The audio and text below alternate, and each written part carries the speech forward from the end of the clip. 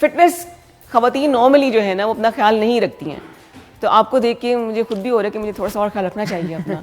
मतलब same, how do you manage this? It's not that easy.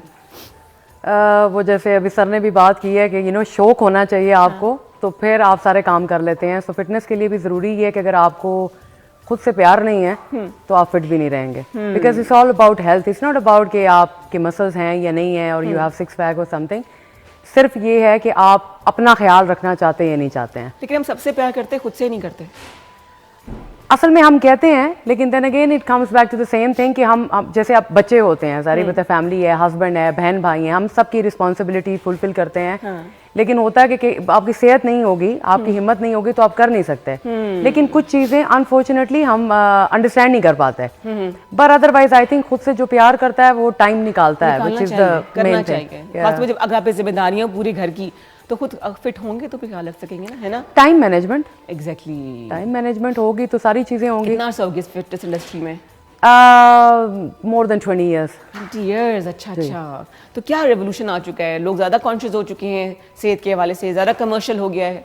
नहीं, माशाल्लाह से अभी तो देखें, मर्द और ख़वातीन, पहले ज़रा लड़के शड़के करते होते थे जिम शिम, अभी माशाल्लाह से ख़वातीन, और फिर thanks to the new generation कि अभी वो ख़वातीन के लिए जो होता था ना, प्राइवेसी का प्रॉब्लम होता था कि जिम की टाइमिंग्स हैं जी 10 to 2 और समथिंग लाइक दैट, तो बहुत सारी ख़वातीन नहीं जा सकती थी। अभी अल्हम्दुलिल्लाह पिछले 5-6 सालों में मैंने देखा है कि स्पेशली लेडीज़ के जिम हैं, चीज़ें हैं, being a Pakistani and everything, तो आपको ये भी ईजी है कि अगर आप पर्दा करते हैं या कुछ करते हैं तो फीमेल ट्रेनर्स भी हैं, and then you have a proper gym. और उसके अलावा लोगों में अवेयरनेस आई है कि fitness is not all about like showing, it's about your health. और आई थिंक आने वाले वक्त में और बेहतर हो जाएगा, क्योंकि हर घर में एक ट्रेडमिल और एक साइकिल पड़ी होती है जहाँ पे हम सूखे कपड़े लटकाते हैं, तो ये लटका देते हैं, वो इस्तेमाल नहीं होती लेकिन बड़ी होती है। तकलीफ वाला काम है ना रिदा, आपको तो पता है, आप सारी पता है। देखिए, आप एक्सरसाइज करते हैं, पेन भी होती है, थकावट भी होती है, और फिर कई दफा ये होता है कि आपका दिल नहीं करता। वी यूज्ड टू से इन द जिम कि हम लोगों से पैसे लेते हैं उनको दर्द देने के लिए। लोग आके हमें पैसे देते हैं, नो पेन नो गेन। अच्छा जी, क्या शिकायत होती है आपको जो खवातीन आपके पास आती हैं? आप जैसे जब जाती होंगी तो देखती होंगी कि यंग एज पे है, ओबेसिटी ज़्यादा हो रही है, ब्लड प्रेशर, कोलेस्ट्रॉल, हार्ट की प्रॉब्लम्स 23 साल के बच्चों को हो रही है। क्या वजह लगती है आपको?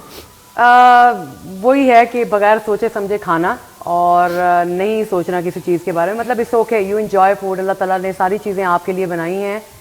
मतलब अगर अल्लाह ताला नहीं चाहता कि हम ये चीज़ खाएं तो वो बनाता क्यों?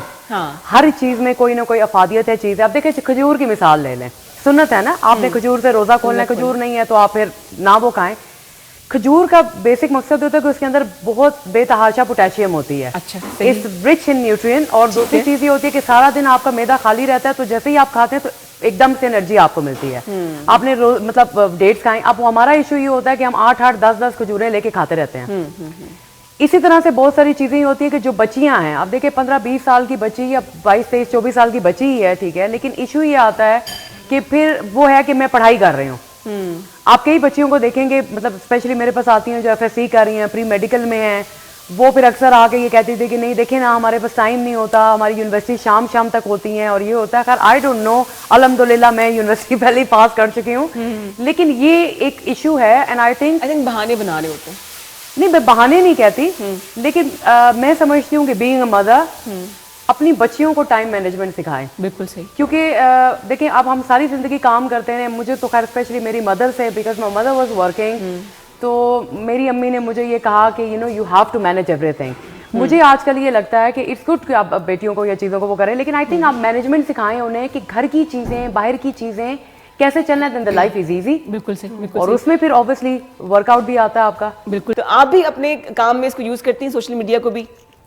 सोशल मीडिया के बगैर तो काम नहीं है। और मैं अनम की बात को भी बढ़ाऊंगी, और माशाल्लाह से वेरी डिफिकल्ट। मैं ड्राइव करती हूँ एंड आई कैन अंडरस्टैंड कि बाइकर से तो मेरी जान जाती है, ठीक है ना, they are coming here and there. लेकिन बच्चियों के लिए मैं ये समझती हूँ, खैर जो मेरा चाइल्डहुड गुजरा है, ठीक है ना, it was not very supportive, क्योंकि मेरा बिल्कुल प्रोफेशन अलग हो गया। I've done MBA in Human Resource Management. अच्छा। I've started from banking and ended up in Ministry of IT. अच्छा जैसे ही तो my father was completely against it, ठीक है ना। When I resigned from my job and I decided कि I want to become a trainer. अच्छा, उन्होंने जब कहा आपने रिजाइन किया तो आपने कहा मैं ट्रेनर बनना है। मैंने कहा मैं ट्रेनर बनना है। डिग्री का क्या करोगी फिर? वो उन्होंने कहा ये कौन सा प्रोफेशन है, दिस इज बैक इन 2008। अच्छा। उन्होंने कहा ये कौन सा प्रोफेशन है, लोग सरकारी नौकरियां ढूंढते हैं, दिस एंड दैट व्हाटएवर। लेकिन हाँ, ये मैं आपके प्रोग्राम से कहूंगी कि जो एक तो शौक होता है आपको, और दूसरी चीज है कि आप जिंदगी में किसी भी टाइम पे किसी भी एज में ये फिगर आउट कर लेते हैं कि आपने जिंदगी में करना क्या है। लेकिन उसके लिए जरूरी ये है कि हार्ड वर्क भी होना चाहिए